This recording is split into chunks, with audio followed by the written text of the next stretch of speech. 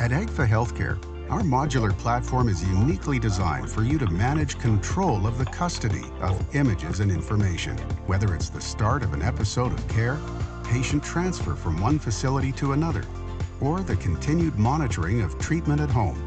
Our enterprise imaging solution brings multimedia visual information into the patient's EHR for reference, for comparison, for value-based care. AGFA Healthcare brings people, systems, and information together to deliver care you can see.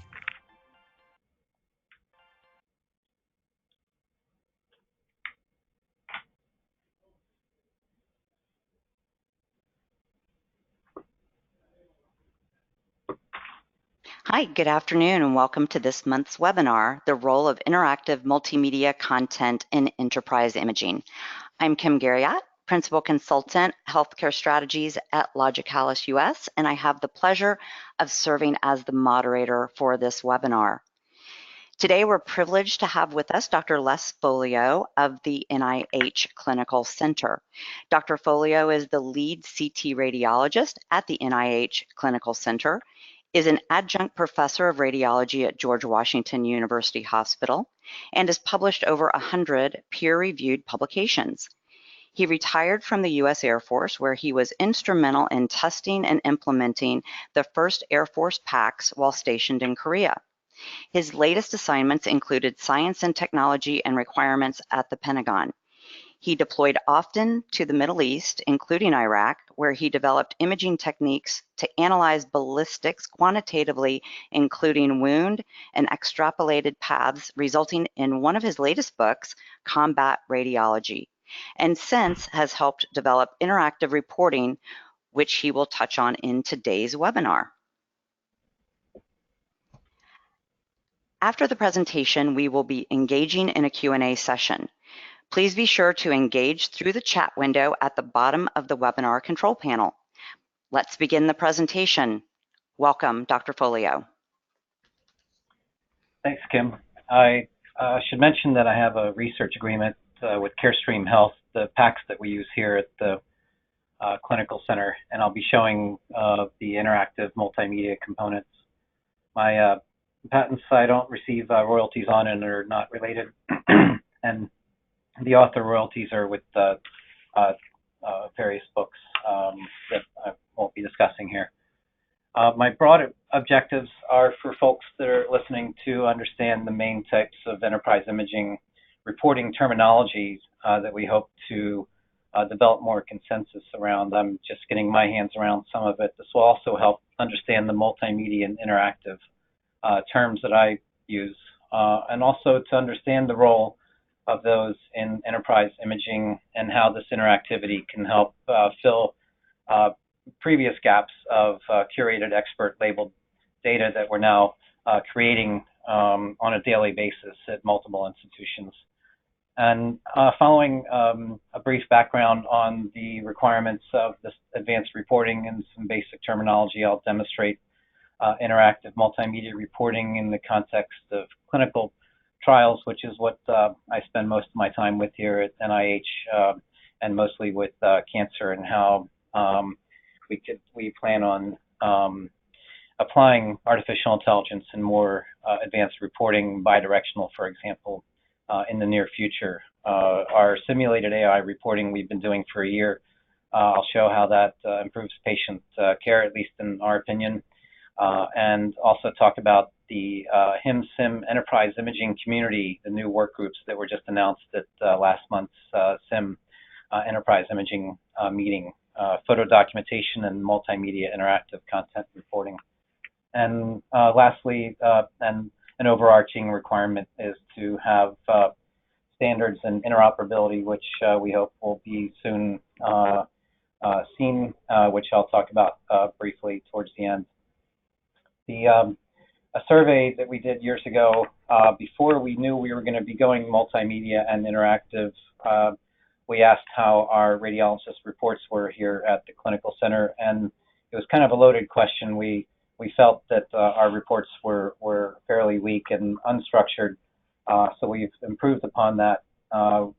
Even radiologists were in agreement that our reports were not adequate for tumor quantification, which in America, that's not too uncommon. So 109 of our 200 oncologists replied, and 28 of our radiologists.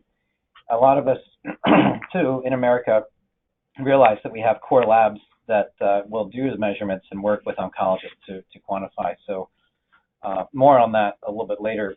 But some of this comes, too, from the fact of a chronic problem of not having adequate clinical history. And we didn't need a survey to say that we disagree that we do have adequate clinical histories. In fact, our most common histories in the past were these two items that were drop-down menus. And when I was proposing to have cancer, yes, no, and cancer type of the 40 types we see, I think the administrators were trying to tell me indirectly where to go further. So I just asked more questions, knowing we were going to get reports with hyperlinked text, which is interactive reports, in that the reports interact with the images directly. And secondarily, there was also overwhelming but divided response of having tables, graphs, images, and other components. But the interactive part is what's been favored here at the clinical center, and that's been the experience of some other centers doing this. So I like this slide to just give my perception on the spectrum of reporting, structured reporting, from narrative, which were prior reports, we're doing away with those, at least here, and more that I'm seeing from the outside as well, that are becoming more structured. And there's a spectrum divided into 6 levels, which I'll show you next, and synoptic reporting being the highest level of structured reporting, in my opinion. And my knowledge on this comes from articles like Dr. Weiss and Langholtz here from 2008, but Alex Skoll and his recent publication here, hot off the press, July 2019, on unlocking report data through synoptic reporting, which more of us are starting to do in the XRADs, I call it, the LIRADs, BIRADs, LUNGRADs, which the definition you can read there. And I highly recommend Dr. Gold's synoptic reporting experience webinar. So here, he also shared with me him and David Kwan in Cancer Care Ontario, this division of structured reporting from no structure, which is interesting that it's level 1 narrative, where there is no, it's just a paragraph format, and these are very difficult, at least for me to read. I still see them on occasion. It's actually easier for me to read the entire study than to read a narrative report. So this has been slowly growing at NIH, and most reports I'm seeing now, it's actually getting to a point where most people are level 3 or 4. And I like to stay around 4. I'm aiming for 5. 6, you can see, is fully synoptic by definition. So I think this puts all the reporting we do in radiology anywhere from the narrative to the synoptic. So this is one dimension, but let me now go a step further in advanced reporting, such as the multimedia and interactive, to put those in perspective. Quantitative is something we just do for cancer trials, and radiologists are doing more measurements these days. Not that more is better, it's actually a matter of getting the target lesions that oncologists select, and that communication isn't always there, as I've shown you. So interactive, I'll show you some examples of hyperlinked text connecting to image annotations directly, a real time saver, real convenient, but also very powerful from the machine learning perspective. Bidirectional interactive, which should not be too difficult, and you'll see many vendors on the floor of HIMSS and SIIM aiming in this direction, so to speak. AIM as an annotation image markup, which we're starting to follow more of too, where the image to the report, it could be a radiologist or a machine makes a measurement, then populates the report automatically. I'll show you an example. We don't have that yet, but we're aiming for that. Audiovisual, very clever, very eloquent, if you will, of a synopsis of a report that is an adjunct to, say, a written report, whether multimedia or hybrid or otherwise, that is essentially a virtual consult. I'll show you an example from Brazil that I was sent. And Hybrid reporting was presented last month at SIIM by Dr. Mildenberger at Mainz in Germany. Includes NLP and CDS. So a lot of progress being made on reporting. So there's no stopping that, and that's a good thing. Here's our prior reports before 2015. Kind of relatively boring to me anyway now, where radiologists and oncologists have to hunt for these measurements without structure. This is maybe a level 1 structure. Here's going more to level 2 or 3 structure, and notice the hyperlinks now. So these aren't just standing out visually, but when a provider, let him know that I'm busy. Sorry, I'm having visitors, but here where you click on the report, it actually takes you to the lesion described at that location. So you can imagine the convenience and the power of that, and imagine reversing this. And while this is happening, as we hyperlink these measurements that are already measured for us, which I'll explain shortly, I rarely say a measurement or do a measurement or say a date. These are all easily populated, which I can explain later. As we do this, then there's data in the background that's building, thousands of data points and relations of these lesions over time as we follow these patients. And these graphs then can show the lesion changes over time. I get excited too when we get outside exams showing some compatibility with these lesions. This one from the University of Virginia, also using the hyperlinked reports, where the beauty of these is having the measurements reside in the images on the outside exam, having other multimedia components that we can see, whether they're PDFs or however they're structured, but also having this relation, being able to relate these lesions over time, see what their measurements were and what their rationale was for that. And speaking of University of Virginia, they have similar experiences to what I'm showing. I'm just showing the NIH after we started with the hyperlinks in January, February of 2015. The bookmarks here, number 3, which we had capability of before we had the hyperlinks, but after we started using the hyperlinks, you see it skyrocketed here, very steep learning curve. More implementation, as this is probably me in the first month and one other person, then it just took off, and it stayed that way. This was a dip in November due to several of us going to RSNA. Probably, that's my thoughts on this. And UVA is also seeing these kind of spikes depending on who's present. MR, not as popular as CT, makes sense because we're using computed tomography for our cancer follow-up. And here are the PET CT exams. And this little dip here, I think, was from a really good SIIM conference once. No, I'm just kidding there. But in any case, you can tell that the adoption, and it's similar if you look at this by Krieg Askins and Dr. Beasley out of UVA, published in JSER, similar types of adoption. So this isn't going away for us and others that have been using this type of reporting. And if you think about the fact that these are interactive and they're links, we're doing link analysis as well. Maybe not the same reasons that Amazon and Google do. Those who've read this report might also like this report. Just kidding. But here's showing that NCI, our busiest customer, is also our busiest clicker. And so this is from the EMR. We use Allscripts. I have no financial agreement with them, but that's just our medical record. And we built the capability in linking from the medical record to the images, and there also from the images to the reports and vice versa. So 30% of all the clicks are being done by NCI, not surprising. The other 27 institutes, some of them are not referring patients to our scanners.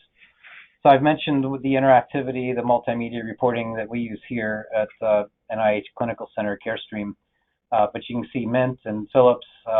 Precision Metrics is from Dana-Farber, and they're having success with this, where they've got the measurements and they give complete reports. Siemens, you can see the multimedia nature of these. There's a lot of interest towards this. I'm showing 6 of maybe 30 vendors that are doing this kind of work. The audiovisual reporting is especially interesting to me. Dr. Netto showed me this at the last SIIM. and Dr. Caroline Scaff, I'll show an example of this report. I've also got permission from Dr. Greg Rose, the inventor of this patent, where there's a process of dictating these types of reports. Now, it's in Portuguese, but Dr. Neto has been nice enough to do some closed captioning work they're also doing. So at first you won't understand, at least I don't understand a lot of what she's saying initially, but the closed captioning, and I'll come in after this gets started, but just try to appreciate what's going on here.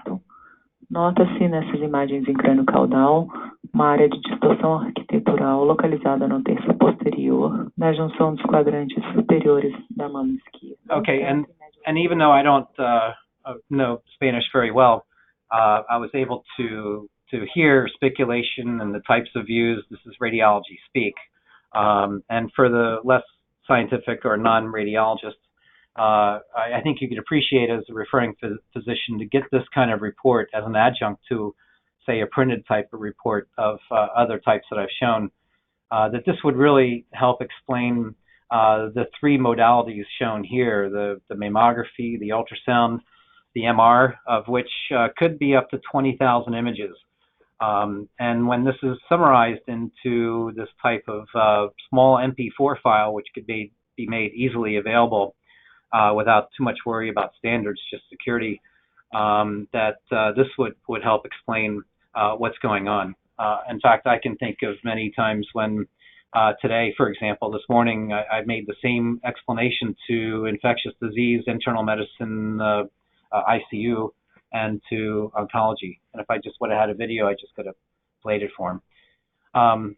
But switching gears here to work list prioritization, as I'm framing it from our very own here, Luciano Prevedello of SIIM, and Richard White and others at Ohio State Wexler Medical School, where this automatic notification of critical test findings while in the work lists from a neuro perspective, even though this isn't fully matured yet for all modalities, but FDA is starting to approve these at a more rapid rate.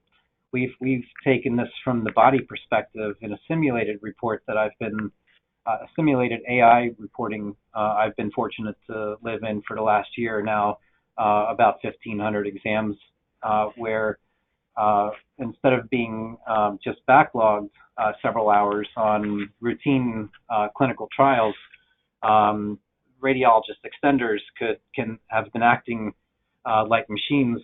In fact, Dr. Doe has head up this research, Michael Doe, presented this at SIIM, and Alexandra Toscano that presented this preliminary results at SCBT, where they're simulating the automatic measuring going into the bookmark table, which we have, and some automation, and assisting that automation to improve our tumor measurement concordance with our tumor measurement radiologist, which represents the oncologist's ground truth of how the cancer patients are followed, how the therapeutic assessment is done. So that's important. That's been improved, which I'll show you. Plus the fact that exams could wait a full day when they're routine cancer follow-up.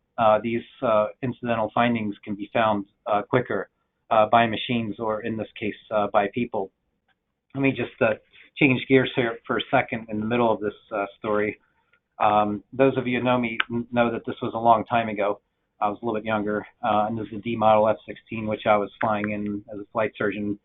This one's just a hero shot, but showing you where the head-up display unit is. And if you've seen Top Gun or other movies, you can just watch the targeting ability there that's been around for many years.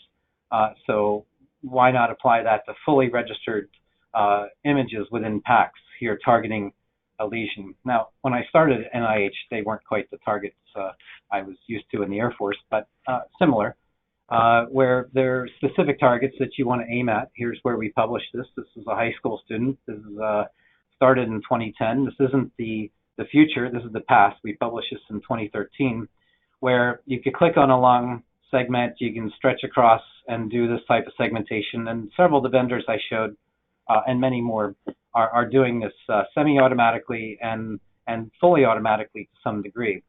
So now that we have, by 2010, 2011, we had full registration, co-registration, anatomic recognition. So we created the ability in CareStream packs, the one that we're using here, but others are doing this too, where it has full detection, fully automated follow-up of these lesions once found.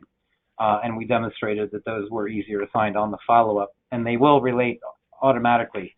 Now, why we're not doing this all the time is because the volumetrics are still not a mainstay, at least not here at NIH. We're still in two-dimensional world, and that's we're doing a global survey, and most cancer centers are still using RECIST 1.1, a vast majority, so still 2 diameter.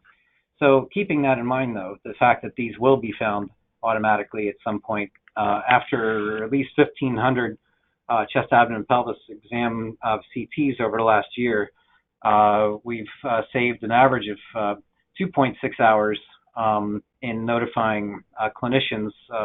All clinicians are notified within 30 minutes once we see the findings that are critical, and that's just one of our rules. But now we can actually see the exams faster. The improvement of the target lesion concordance is triple. To explain why that's not 100% would be another presentation, but if there's time afterwards, I can explain that. But these are pretty good numbers on the average. My favorite part, but not the most important here, is that it saves 30% of radiologist time. Right before this started, I had an extra 10 minutes. I said, well, let me do 2 chest, abdomen, pelvis CTs, which before I would not have been able to do. So there is a definite time savings, and that's obvious. Radiologists not measuring anymore will save time. Here's just the graphic showing the 3 times concordance with our tumor oncologist, our tumor radiologist, and the 37% time saved for radiologists. So now that we're making all of these interactive hyperlinked reports associated with text, keeping that in mind, after 2015, after we got started, it wasn't long before we had these 32,000 lesions available for Dr. Summers and his lab to make publicly available these annotations that we've made, making bounding boxes from those annotations, and with these bounding boxes making the obvious machine learning golden opportunity, providing expert labeled data by radiologists in their everyday job. So here's a scatter plot of the 32,000 lesions, color mapped for different regions, and also plotted as if this were a coronal frontal view of all the people superimposed. So you can imagine the value of this type of data, which we're now acquiring thousands of times a day in any one institution. I can think of some that are doing this maybe 100,000 times a day. So the prior gap of labeled data will soon be answered, at least from my opinion. And since we're making these annotations that are becoming valuable, we wanted to make them more valuable. And it might be obvious that if we look at volumetric pliable lesions in these phantoms and apply machine learning bounding box type of thing, that ovals and 2 diameter measurements will make better bounding boxes. So that's intuitive. We just wanted to demonstrate that. We'll be demonstrating this at RSNA again this fall. The single line measurements don't do as well. Oncologists don't like them anyway. And I don't, because we end up doing 2 diameter because it's the short axis that we're making the calculations off of. The arrow is not doing us any good at the moment because it's only the dot of the arrow that we have the XY coordinates of. So until we build rules around the arrow and its use, it's not of that much use to us now, at least from the machine learning perspective. Here's something we'll be presenting also at RSNA on a radiomics approach where this is an APSED, which is a type of pneumonitis and bronchiectasis that these particular patients get of this particular monogenic gene, the AIR gene. And when we have these findings, this oval that I've made here is associated with my text, and so that's your labeled data. And then for the bounding box, here was a circle that I'd made in the past that wasn't including this particular nodule, but you can see the bounding box then and the finding of these, and then you can extrapolate the vessels at a later time with vascular level. So we have paths on all these as well. And as far as annotation and the value of those and the need for expert labeled annotated data, I'd just like to kind of show off Arseny Osemin and Alejandro Casablanco, OG, Michael, my postdoc, myself, 5 people that have never come up with an idea before, did it as the hackathon is designed to do, to get people together to come up with a problem and try to solve it. And we called it PAXMAN, and what so PAX is in picture archiving communication, S, PAXMAN, to make annotations fun for crowdsourcing. And once you have expert labeled ground truth to go on, then you can have games, and we showed this live during the presentation with a leaderboard, which was good. We did it on the Soul platform, so that's an incentive, and that's where that drive came from. So now think about the near future when we have all this labeled data of taking the bidirectionality where the machine or Michael or any radiologist assistant labels these. The report will then start to auto-populate based on what the radiologist would like to say. It's a subcarinal. It's going to know the region. The bounding box has helped train the lesion, and the location is a given, because soon we'll have total body, not just registration, but anatomic localization, and this can help with correcting left-right errors, saving time on saying some of the things, being more towards the bidirectional synoptic reporting. So you can imagine similar to an autopilot where the reports are being generated for us and we're simply approving them. So there's negative sides to that as well that I might touch on. But speaking of advanced reporting limitations, the more synoptic you become, the more time it may take, at least up front. And many of you might be experiencing that with the XRADs, or what I call the RADs, the PIRADs, the lung RADs, that are very structured, fully synoptic reports that are more data rich, even though they might be more hard to create from the beginning. The interactive reports, however, was a very steep curve, as you saw on our adoption rates. And as an example, our visiting residents from the military will start using the hyperlinks the first day, and they don't stop. And when they return, they like to use them again. I can't imagine being without them. It's not just the making of them and not saying measurements, but it's the fact that we can click on prior reports and see where these measurements are and what was Dr. Folio talking about, and clicking on it and going right to it. And again, these perceptions may vary as to where AI is going to take all this, but I find it very exciting myself.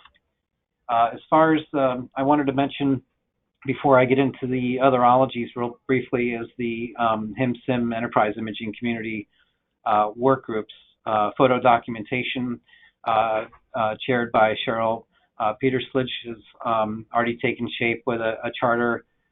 We've kind of made a charter similar, since there's going to be some overlap in the interactive multimedia content reporting, and we'll soon be sending out some announcements. There's a roundtable coming up on 6 August that those of you in the SIIM community have already heard about. If you have more questions about that, let me know, but we'll be looking for members here in the next few weeks. So multimedia reporting in the all other specialties. I have 4 medical specialties myself. Radiology happens to be my favorite.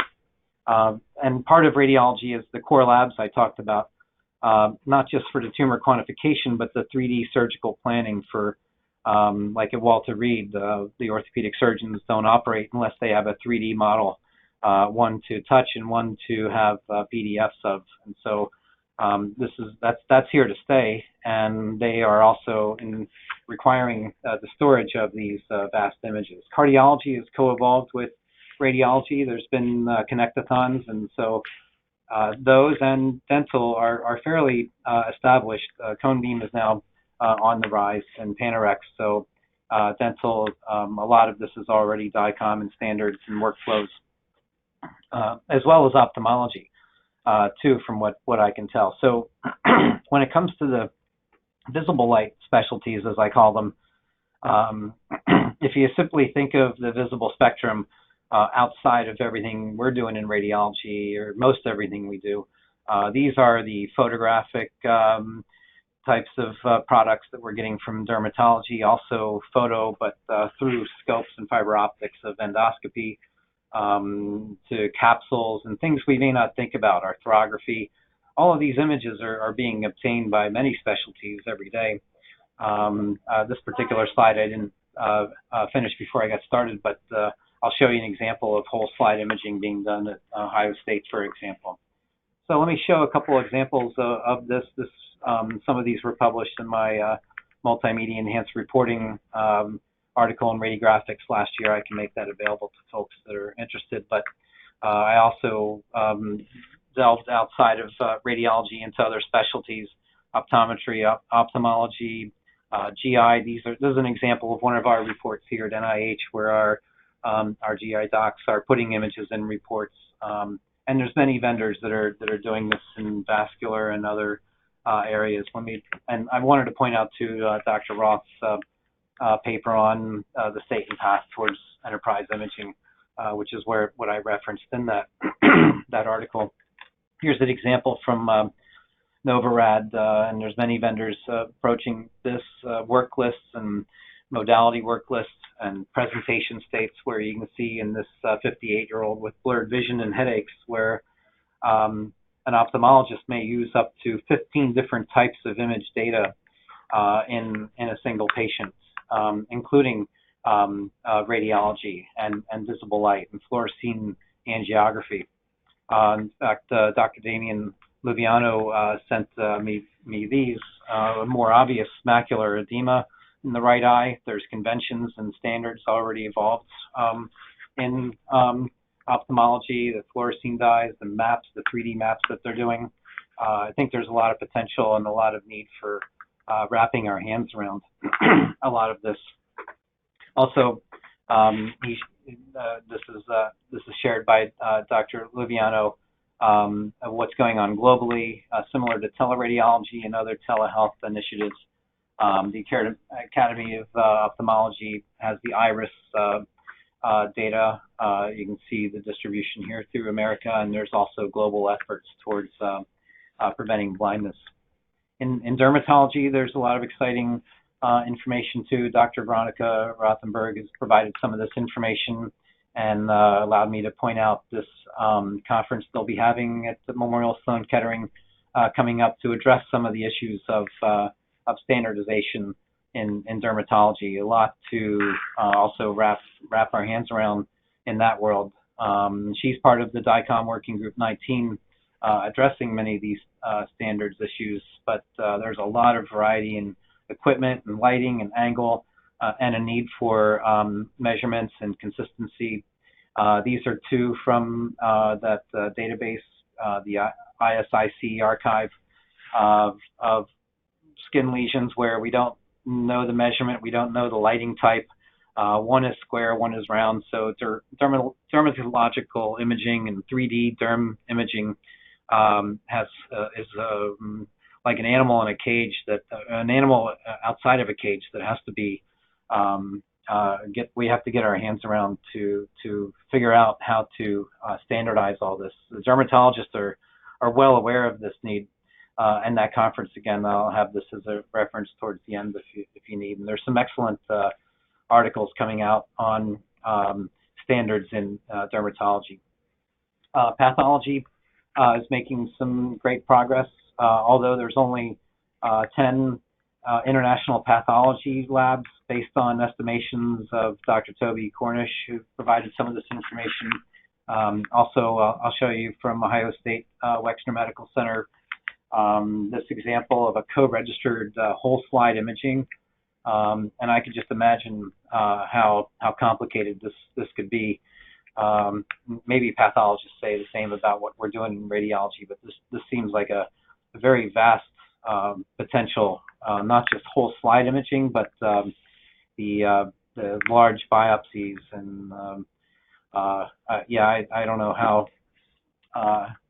I don't know how this is done. I think it's fascinating that this work is making some progress. I think this will be one of the harder areas to do, in my opinion. But you can see various vendors are working on this.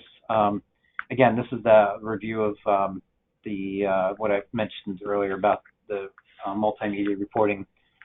So some of the implementation challenges you can imagine, I've already mentioned a few, is and this is summarized in David Clooney's article of Enterprise Imaging in JDI 2016 about the architectural and platform considerations, the IHE, the acronym soup of all of the considerations to get this to work. But I think learning from established workflows of ophthalmology, radiology, and cardiology could be useful, and learning from our painful developments, but now that have really advanced very far, but we just have to give industry 3 years once standards are agreed upon to go ahead and implement. So it's a matter of getting this consensus, but you can see the ongoing efforts. The TID 1500 DICOM now dealing with annotation, so that can be more easily transferred. The DERM and PATH working group, so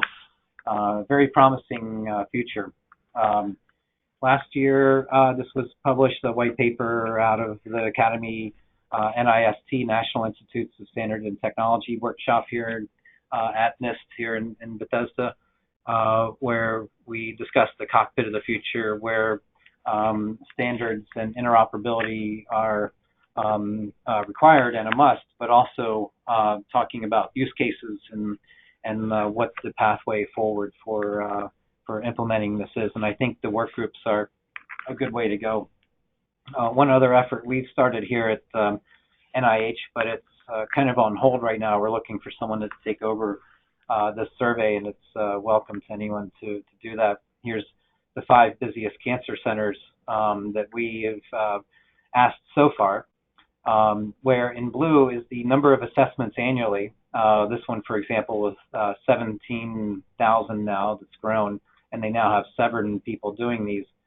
You can see they can develop a very widespread program because they have a financial model, as most of these do, with the exception of this one, where there's only one person doing 6,000 assessments. And that helps drive the need also for our reports to be of better quality, because oncologists have to get a lot of this themselves. What I didn't show is what's in red here are the amount of people doing this amount of assessments. So we're kind of starting to conclude that a ratio about 1 to 2,400 would be ideal, and not 1 to 6,000, for example. And some of these are medical centers that are just starting up, and we've been able to get them in touch with each other. So that's just the variable ratios. Another thing we're finding out from this, from the compatibility and standards perspective, is that the packs that folks are using, the extra third-party software they're using for volumetrics and measurements, how their measurements go from packs to the electronic health record, to the oncologist's research data, to the cancer database, and then to the industry. About 5 transfers of information, which a lot of it is handwritten still. So this is something to also, a lot of work needed in this area, in my opinion. So work in development, I mentioned bidirectional interactive reporting, where the report text could auto-populate based on what the machine or assistant or radiologist marks up. If you make a Hounsfield unit in the left kidney and it's 5 Hounsfield units, I would have it say the left kidney has a low-density lesion compatible with assist.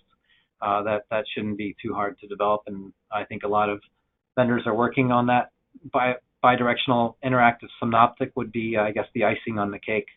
NLP in the workflow to help us with right-left discrepancies in real time, to be able to let us know when a doctor's actually followed up by doing searches. Auto-populating impressions, there were a couple of SIIM presentations on that recently. We have an automatic lesion detector here from Dr. Summers' lab that we're testing to extend our simulated AI workflow. So I think there's a lot of interesting things down the pike. To summarize, I started with the background of the terminology to kind of get a framework of where multimedia and interactive reporting come into play. Some of those references, I think, are great groundwork for the working groups to start with to come up with consensus for these terms so we can know what we're talking about and what direction to go and be clear on that. The interactive reporting I demonstrated with what we're doing, and several centers are now doing this where we're routinely labeling findings. I've done it a few hundred times today already as just part of my job, and while making the reports more valuable for our oncologists and our infectious disease and other docs.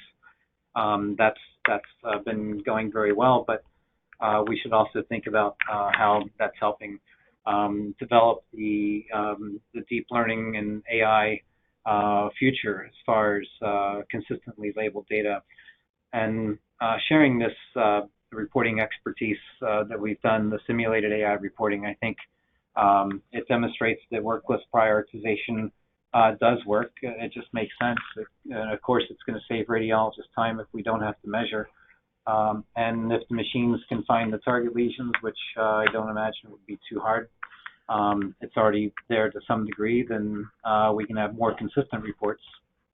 I mentioned this, the SIIM Enterprise Imaging Community Working Groups. We'll be recruiting HIMSS or SIIM members for that. That's a requirement to be on those working groups. I think I've kind of supported how standards and interoperability are an important prerequisite for both enterprise imaging and artificial intelligence acceleration. Thank you very much. And Kim, I'll turn it back to you.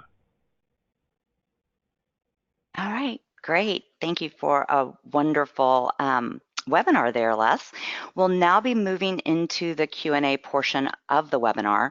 During this portion of the webinar, you may ask questions via the chat window at the bottom of the webinar control panel. Okay, let's get started. So, Les, you mentioned bidirectional interactive synoptic reporting. What do you think, what is your vision for how that may impact specialist workflow in the future, those non-radiology imaging producing specialists? That's a great question. If I were, say, the pathologist on that one particular slide that I showed, I would think, and I don't know, this is something I can ask some of the pathologists that I was referring to, but if I, as a radiologist, if I'm getting a pathologist report, I personally would like to see what the pathologist is referring to, say, by a circle or a measurement or an arrow even.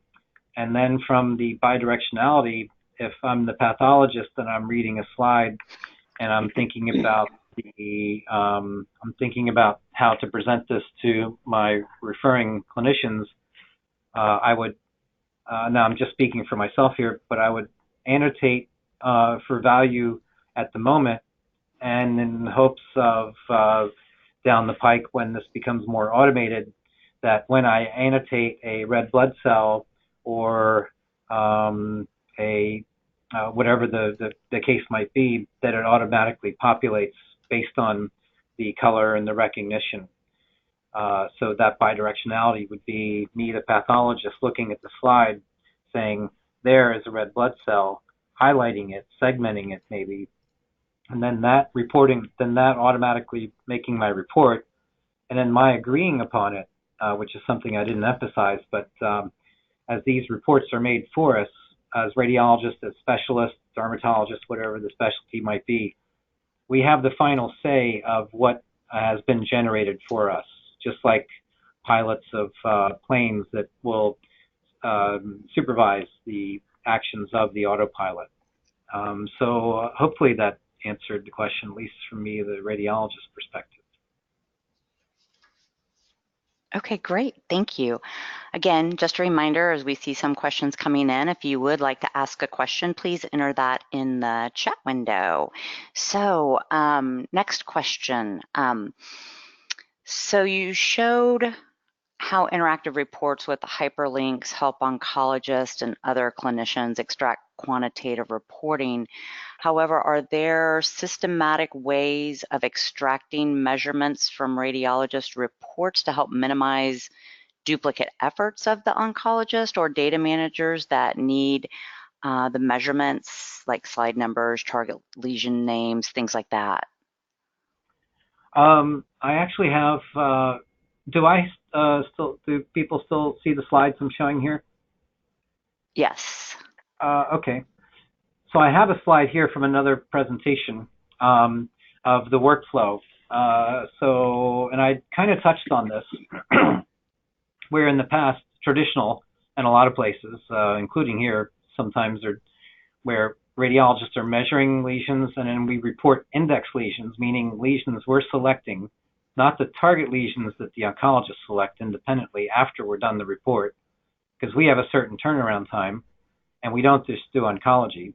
So this is a dichotomy that exists many places in America, not necessarily Europe or other places where this is done together, but not in the U.S. currently. Then oncologists will come back to consult us to verify measure targets. Then, and this is still done here and other places where they'll handwrite the measurements. I realize they're already digital, but they just have their own process for this, and it's very common. Then it'll be typed into an electronic health record. Then it'll be retyped in another disparate system.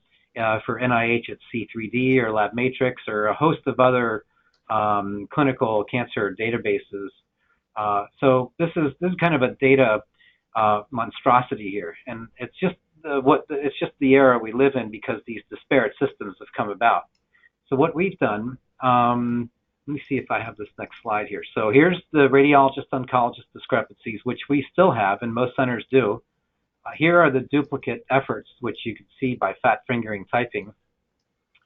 Oh, okay, so this was another paper we have. This is Enable, or Exportable Notation and Bookmark List Engine, done by Nick Goyals, who's been invited back by NCI several times, college student, or now college graduate, interested in medical school, who developed this. He wrote the program in a few weeks to be able to extrapolate all measurements within RPACs from our bookmark table, to then run it through an engine.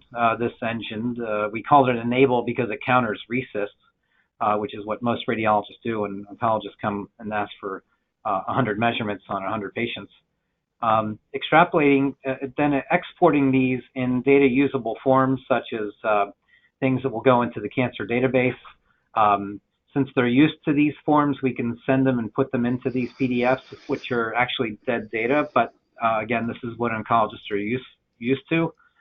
And let's see if so here's the revised workflow. I haven't shown this in a while, but rather than all this duplicate effort, now if we are making higher quality reports up front and we agree at the baseline exam on what the targets are in interactive reporting, then the radiologist extenders can do a data management up front rather than the data mismanagement down the pike, where in these three kinds of steps, you have all digital data, and then these are exported. And there are some oncologists that are now using these types of processes. We're still trying to get Enable to be server side and secure in our system, but the ability to export these is definitely the way to go, and not handwriting. So I think that answered that question plus a little bit more. This was another presentation, but I figured I'd throw these in. Yeah, great. We have a question from Lynn Campkin. Is this enterprise imaging and augmented intelligence reporting workflow, is it commercially available today?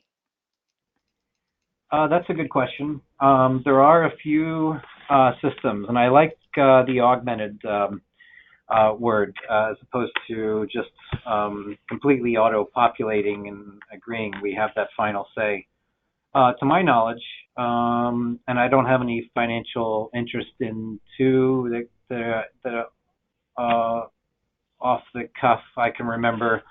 One of them is called Zebra Technologies, and I've seen them on the HIMSS and the SIIM explore where Zebra can be an AI engine that I believe has FDA approval for vascular, such as aortic aneurysms, automatically triaging and identifying, I believe. And Fuji has this in what they're calling Riley, and I think most every large PACS vendor, for example, is either partnering or like what Fuji is doing, from what I understand, is doing a conglomeration of AI algorithms.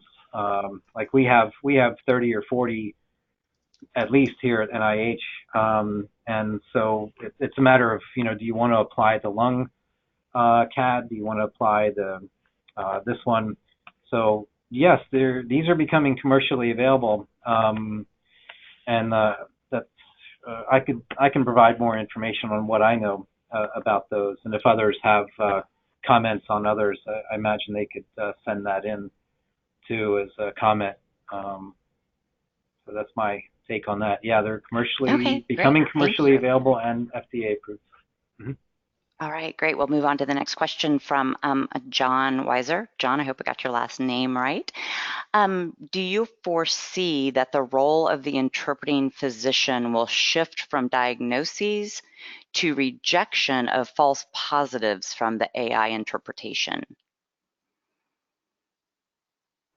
Yeah, another great question. We are submitting our work to a journal, and the false positives came up. And yes, I think I've actually been living that world, and it's a very nice one. It's very exciting, and I never want to leave it. I just want it to become more automated. That'll be easier on Michael and our other radiologist extenders, but they've enjoyed it because they're learning. But the false positive rate of even high school students after 6 hours of training, and others that want to shadow us, 6 hours of formal training for CT scans, which are fairly easy for tumors and follow-up, not to fully interpret. I know it's a little scary, but the machines, we're trying to simulate early convolutions and early training. But even someone right off the street with an interest in medicine and just an anatomy course can make it worthwhile for me, in my opinion, and other radiologists doing this, where the small amount of false positives are easily handled. I'd rather have more false positives than not having negatives, or not having positives being shown. And like machines and like people early in training, like residents, you know what level you're dealing with, and you know what level to expect. But I can tell you that right off the bat, it is worthwhile to accept these, to reject these false positives. Now, there's times I found that some medical students and some doctors, for example, participating in these tend to overdo it. So over measuring can take too much time, but that's quickly mitigated by following the rules. And it's a little bit easier in cancer follow-up because these lesions are pretty big, and we're NIH, and by the time patients make it to us, the metastatic disease is pretty evident, and it's just a matter of identification, pattern recognition, and measuring the lesions, especially when it's a follow-up. When we tone it down to just say 5 measurements tops, and that happens within a day or two after the 6 hours of training, it's very acceptable to reject these false positives, as long as you have that check system before approving it. Now, there could be downsides where you have too many and it's taking too much time, or they become distractions, but that's mitigated within hours and days, especially before the report is signed off. So in fact, I've had fewer mistakes in my reports since I've been doing this. I thought about it today. It's like, wow, I haven't heard about anyone saying I missed a lung nodule, because now I have sometimes 2 or 3 people reviewing it, and when machines do it, similar to what's been done in mammography, we'd be more comfortable with being backed up. Hopefully that answered the question. If not, feel free to comment back. All right, I think we have time for one more question. So, Dr. Folio, this question comes from Aman Goyal. Could you talk a bit from a programming / coding perspective about how the integration of hyperlinks from systems in which measurements are made, for example, a cardiology PACS, to systems in which the reports may be dictated or generated, say a dictation system or a RIS system? If I understand the question correctly, it was one of the biggest challenges, and I do know of someone that has cracked the code of the challenges of the ultimate interoperability. To paraphrase, in order to create a link in a text from a website or from a document or from a system to talk to another system, those two systems have to be directly connected with a bidirectional channel, which from a security perspective opens other questions. But we've had the benefit of working with our PACS vendor where the dictation is in-house. It's not in-house. It's native. So the dictation is native reporting. So both the dictation engine, well, not just both, I think 3 or 4. I'm not the best to answer this, but between the systems that require the report to have the link to talk to the images requires a direct pathway. And so that's all the same, under the same vendor in our particular instance. But efforts from Daniel Rubin from the AIM compliance world out of Stanford, annotation image markup, and David Clooney with the DICOM.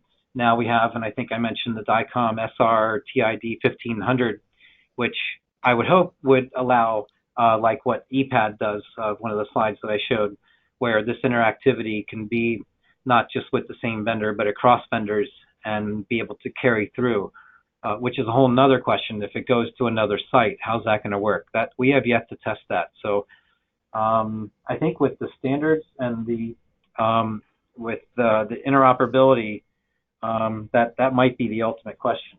And I don't think and if you like, the person who cracked that code is Seth from Beth Israel, Seth Berkowitz from Beth Israel, an interventional radiologist who I can refer you to, who has figured out how to link from reports of one system to the PACS of another system.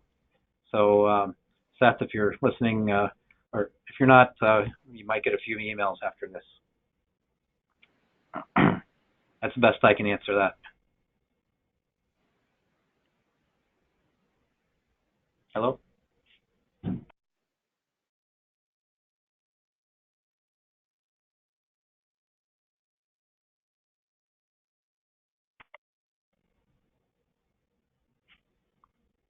Kim, are you still there?